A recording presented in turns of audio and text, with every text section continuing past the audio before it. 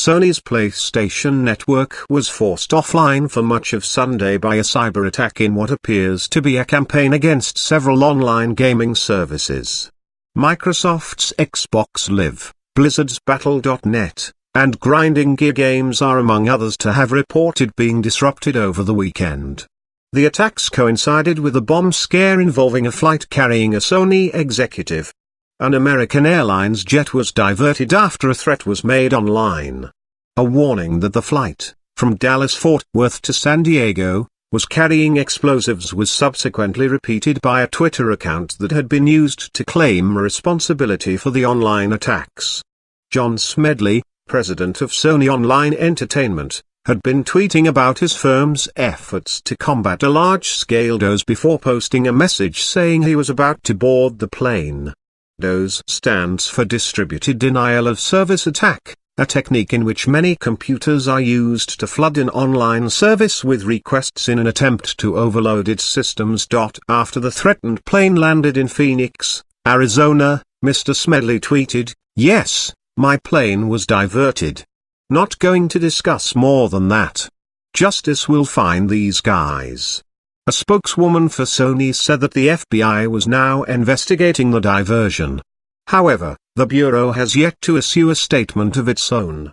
Jihadist links a Twitter account that has claimed responsibility for attacking Sony and the other video games firms has linked the attacks to the jihadist group Islamic State, posting, "Kafir, non-Muslims, don't get to play video games until bombing of the ISIL stops." It also makes several references to ISIS, the former name used by the Islamic militants. But it is unclear whether this is a diversionary tactic, since an earlier post by the same account states, "Sony, yet another large company, but they aren't spending the waves of cash they obtain on their customers' PSN service. End the greed." To complicate matters, another hacker, who is associated with the anonymous hacking collective, has claimed responsibility for the DDoS on the PlayStation Network, saying they mounted it to highlight vulnerabilities in Sony's system.